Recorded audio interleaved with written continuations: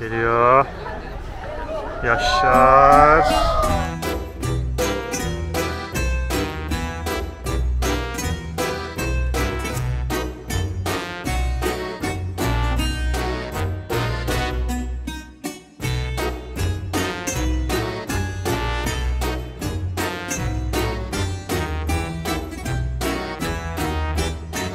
Oğlum sabahtan beri güneş var. Bakın dışarı adım attım. Yağmur yağmaya başladı. Bakalım şimdi buradan Saraybosna'ya geçeceğim. Birkaç gün sonra yola çıkacağım. Oraya gittiğimde de yağacak mı bakalım. Mostar'a gelirken öyle demiştim. Mostar'a da dedim yağdırırsak dedim bu olay tamamdır. Abi yağmur ne kelime. Yağmak ne kelime arkadaşlar.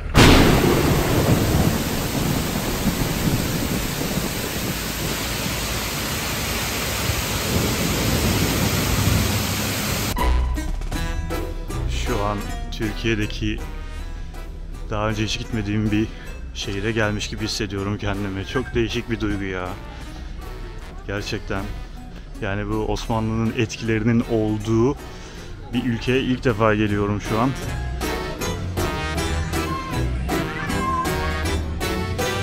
Burası bildiğiniz bizim Antalya Kaleiçi. Bak orada abiler Türkçe konuşuyor. Camiler. Osmanlı binaları. Şu an hiç yabancılık çekmiyorum. Hiç. Sıfır.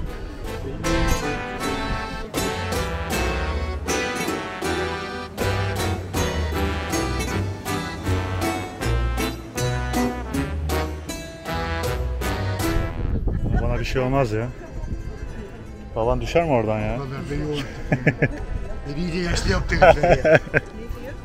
İnanılmaz Türk var arkadaşlar. Şu an gerçekten Türkiye'de gibi hissediyorum. Etrafımdaki herkes Türk. Zaten Türkiye'de hiçbir farkı yok buranın. Şimdi gidip börek yiyeceğim. Sağ olasın abi. Manzara gerçekten tahmin ettiğimden çok daha güzel. İnanılmaz güzel bir manzarası var. Ben bunu kamerayla da çekerim.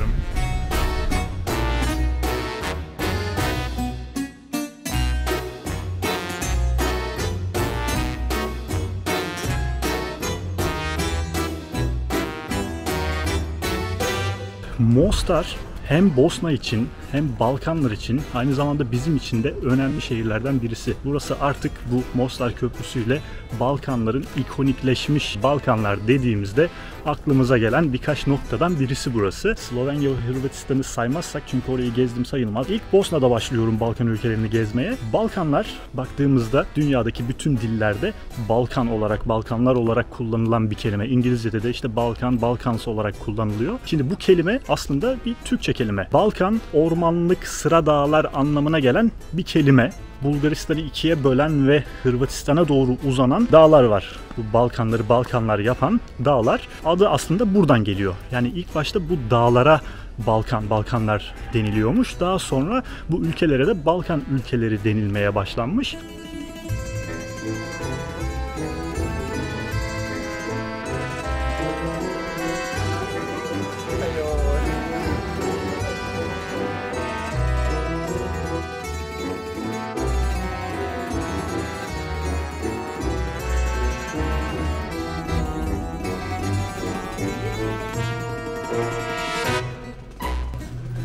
Kayda basmamışım ki.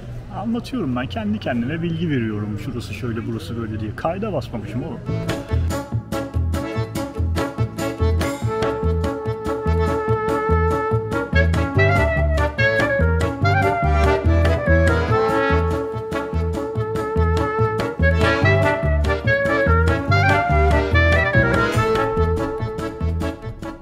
Ne diyordum ben? Şimdi bu şehrin adı Mostar ve aslında bu şehir adını bu köprüden alıyor. Çünkü most köprü anlamına gelen bir kelime. Mostar da köprü görevlisi mi? Öyle bir anlama gelen bir kelime. Yani bu Mostar şehrinin adı bu köprüden geliyor.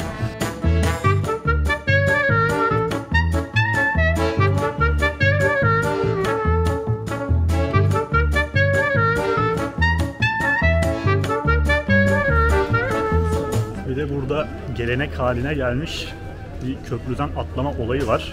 Zamanında Yani bu öyle bir hale gelmiş ki bu köprüden atlamayana kız vermiyorlarmış yani. Hani öyle bir olayı var burada köprüden atlamanın.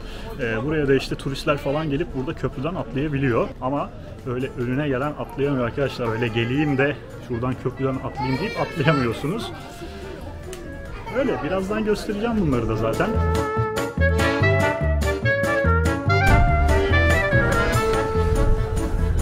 Bakın şu köprüde gördüğünüz eleman birazdan atlayacak. Bu eleman da para topluyor. Belli bir miktara ulaştığı zaman atlıyorlar. Öyle insanlar para veriyor, o insanın atlamasını izliyor. Böyle bir olay var burada. Bu artık gelenek haline gelmiş bir şey. Paralar toplandı. Ama yetmiyor. Böyle burada saatlerce bekleyebilirsiniz arkadaşlar, haberiniz olsun. Yani orada birisini gördüğünüz zaman hemen atlayacak diye bir şey yok. Böyle saatlerce bekliyorsunuz.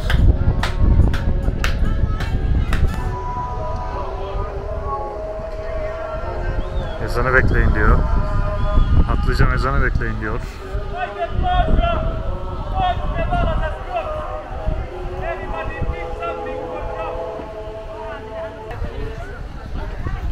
Geliyor. Yaşar. Mükemmel bir atlayış. Helal lan. Vallahi helal olsun ha.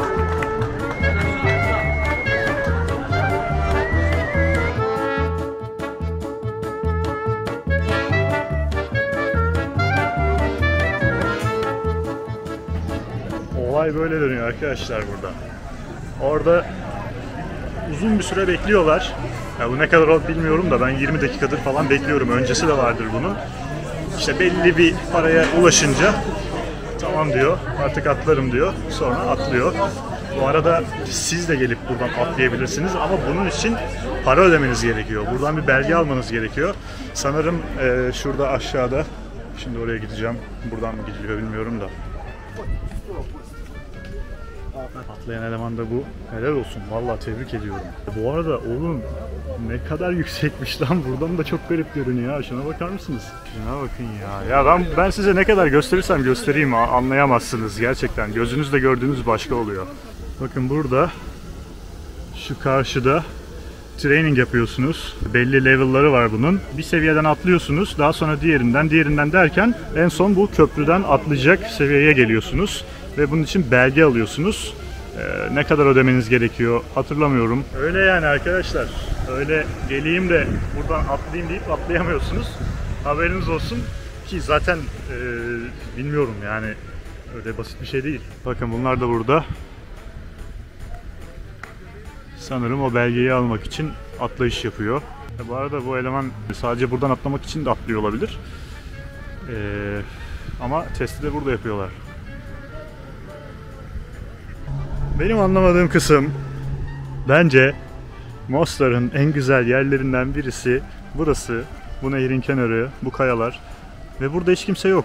Çok garip değil mi? O sırada çocuk atladı. Anasını satayım ya. Mostar'daki en güzel noktalardan birisi burası. Suyun kenarında. Bence inanılmaz güzel burası ve köprüyü de görebiliyorsunuz yani müthiş bir manzarası var ve burada hiç kimse yok. Şuraya bakar mısınız? Yani ben bu kayaların tamamen dolu olmasını beklerdim. Bakın şurada bir tek ben varım ya, çok garip. Herkes yukarıda turistik tarafta dolanıyor. Ama bence burada oturup vakit geçirmek Mostar'da yapabileceğiniz en güzel şeylerden birisi. Şu suya bakar mısınız ya? Bu arada bu su içebiliyormuşsunuz bu suyu. Yani içmeyi tabii de yani içilebilecek kadar temizmiş. Bu arabayla gelirken adam bana göstermişti nereden çıktığını. Yerin altından geliyormuş bu su. Yani bildiğiniz içme suyu gibi bir şey. Yani dünyanın en temiz nehirlerinden birisi burası. Ya bir şey diyeyim mi? Çok garip bir his şu an burada olmak. Yani şöyle bakıyorum. Köprüyü yapan Mimar Sinan'ın öğrencisi, işte arkadaki evler olsun, camiler olsun, hepsi burada Osmanlı'dan kalma yapılar. Şu an gerçekten ve oturmuşum ve kendi ülkemde bir manzarayı izliyor gibiyim. Ama başka bir ülkedeyim. Gerçekten çok değişik bir his ya. Bence Mostar'a gelin, görün arkadaşlar buraları. Güzel, yani beklediğimden güzel çıktı. Gelmeden önce ne kadar araştırırsanız araştırın. Bakın benim yaptığım bu videoyu da izleseniz geldiğiniz zamanki o hissettiğiniz şey başka oluyor. Yani bir video izledim, gördüm, öyle değil yani. Gerçekten çok mutluyum şu an burada olduğum için. Arkadaşlar ben biraz şu manzaranın tadını çıkaracağım. O sırada size de şöyle etrafı göstereyim.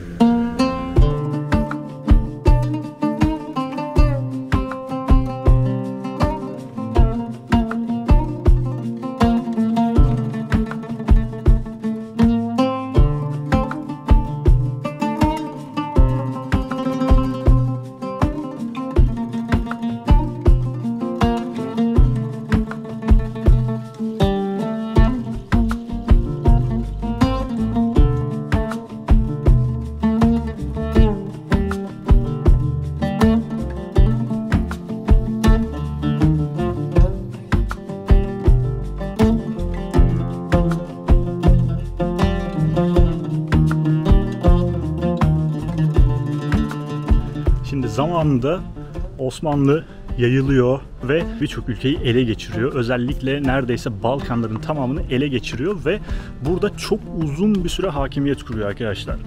Bosna'da 415 yıl boyunca hakimiyet kurmuş ve Balkan ülkelerinin birçoğunda da aynı şekilde. Burası Osmanlı'dan çıktıktan sonraki geçen süreye baktığımızda 100 küsür yıl geçmiş oluyor. O yüzden de buraya baktığımızda buradaki birçok yapı, birçok cami, bunların yedikleri yemekler olsun, insanların konuştukları dil olsun. Yani şurada yürürken kendinizi başka bir yerde hissetmiyorsunuz. Çünkü yani 415 yıl boyunca Osmanlı'nın altında olduğunu düşündüğünüzde bu gayet normal.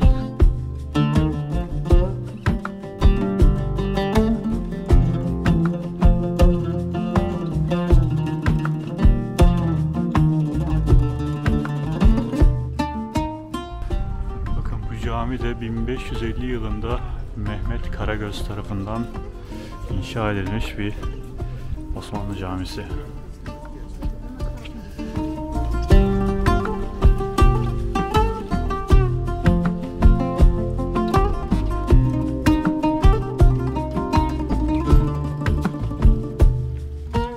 Şehrin biraz turistik olmayan taraflarını gezeyim derken yukarıdaki ana yola kadar çıkmışım. Bu turistik olan küçük bir yer var. Orası, herkes orayı geziyor. Biraz buraları da gezeyim dedim. Durun size yürürken şöyle etrafı göstereyim, o şekilde anlatayım. Evet arkadaşlar, bu Bosnalılar, Boşnaklar birçok ülkenin de olduğu gibi zamanda bir sürü sıkıntı yaşamış. Ama işte bu Boşnakların biraz daha sıkıntı. Şimdi bu ülkeye baktığımızda 3 tane başkanı var ülkenin. Müslümanların seçtiği, Hırvatların seçtiği, bir de Sırpların seçtiği 3 farklı başkan var. Yani ülkenin nasıl karışık olduğunu düşünün. Şimdi ülkeye baktığımızda, şehirlere baktığımızda bir yerde kilise görüyorsunuz, bir yerde cami görüyorsunuz, bir yerde işte Hırvat yapılarını görüyorsunuz, bir yerde Osmanlı'dan kalma yapıları görüyorsunuz. Baktığımızda aslında çok güzel bir şey. Farklı dinler bir arada yaşıyor diyebiliyoruz. Ama işte bu yüzden buralarda çok fazla sıkıntılar olmuş zamanında. Anca yeni duruluyor yani, öyle söyleyeyim. 93 yılında başlayan bu Bosna Savaşı'nda burada binlerce insanı öldürüyorlar arkadaşlar. Bu köprü Osmanlı döneminde 1566 yılında Mimar Sinan'ın öğrencisi Mimar Hayrettin tarafından yapılmış bir Osmanlı köprüsü arkadaşlar. Yani karşınızda gördüğünüz köprü ve onun etrafındaki birçok yapı Osmanlı'dan kalma. Şimdi bu köprüye baktığımızda evet, Osmanlı zamanında yapılmış bir köprü ama tam olarak da öyle değil. Köprünün ayakları, baş kısmı evet, ama ortası sonradan yapılıyor. Neden? Çünkü 93 yılında bu Bosna Savaşı'nda bu köprüyü bombalıyorlar. Burayı bombalayıp yerle bir ediyorlar ve burasını 2004 yılında tekrar tamamlıyorlar. UNESCO olaya el atıyor. Bazı ülkelerin de el birliğiyle işte para toplanıyor falan filan. Burası yeniden inşa ediliyor. Yani şimdi burayı inşa etmeye başladıklarında tabii bu Mimar Sinan'ın öğrencisi tarafından yapılmış bir köprü. Aradan yüzyıllar geçmiş. yıkılıyor. Tekrar yapacaklar ama aynı şekilde yapmaları gerekiyor. Burayı yapmak için kapatılmış taş ocağını açıyorlar ve aynı taşlardan bulup burayı aynı şekilde Osmanlı zamanında yapıldığı şekilde tekrar inşa ediyorlar. Ve şu an gördüğünüz halini alıyor. Yani evet, gördüğünüz birçok yapı 1500'lü yıllardan kalma, Osmanlı'dan kalma ama bu köprünün asıl kısmı 2004 yılında yapılıyor ve tamamlanıyor. Böyle de bir hikayesi var. Bakın burada da bu köprü inşa edilirken destek olan ülkelerin isimleri var burada. Türkiye'de 1 milyon dolarla destek olmuş. İşte UNESCO'nun da yardımıyla beraber bu köprüyü tekrar inşa etmişler.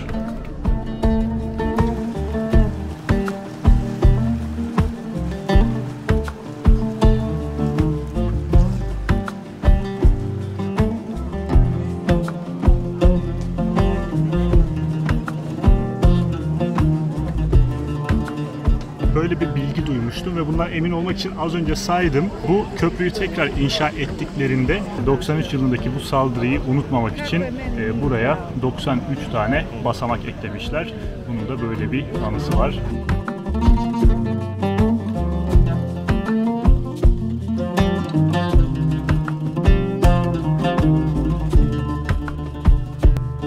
Bu mezarlık neden böyle yol kenarında, şehrin merkezinde?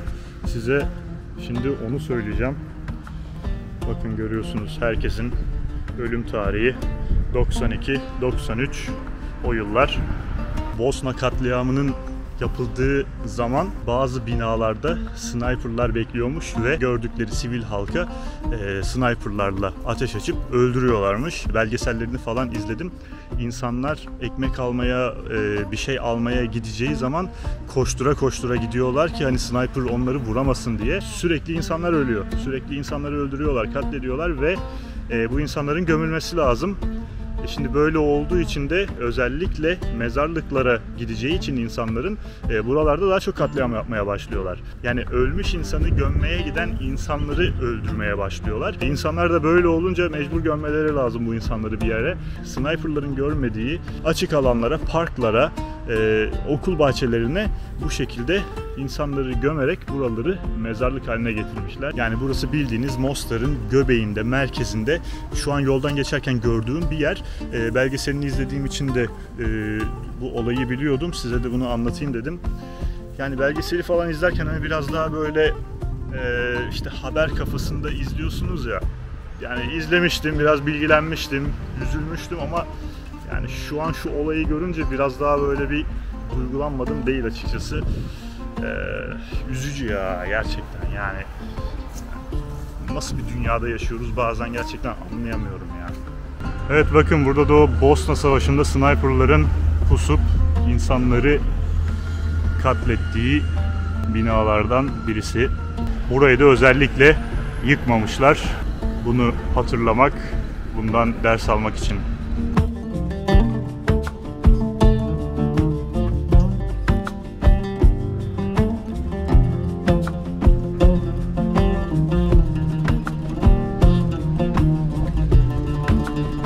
Evet, bu binanın üzerine çıkabilirim normalde ama böyle olaylar yaşanmış, böyle bilgiler var.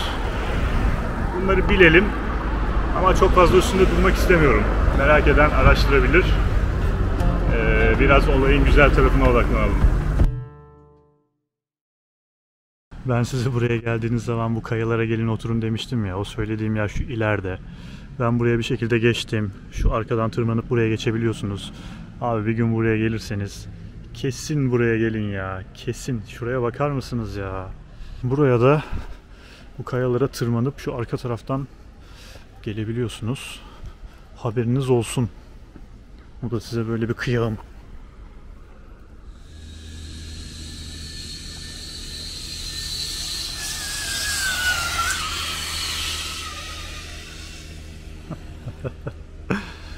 Evet.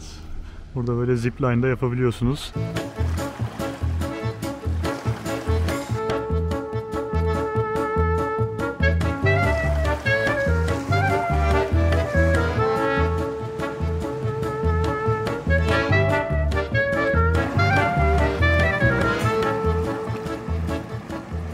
zamanında mesela tarih derslerinde, ya bakın ben gerçekten tarihe, geçmişe falan ilgi duyan bir insanım ama yani çocukken, ortaokuldayken tarih öğretmenimiz sağ olsun öyle bir soğuttu ki tarihten. Sırf ezbere dayalı eğitim, sırf işte sözlüler, puanlar falan, artık nefret ettim tarihten. Ama şu an gerçekten zevk alarak öğreniyorum, araştırıyorum ve diyorum ki ben bunları diyorum nasıl bilmiyormuşum bugüne kadar ya. Gerçekten eğitim sistemimiz çok yanlış, çok kötü. Yani şunlar bizim zaten bilmemiz gereken şeyler. Bakın mesela yola çıktım, karşımda bir tane cami var. Şimdi gideceğim bakacağım ne zaman yapılmış, kim yapmış.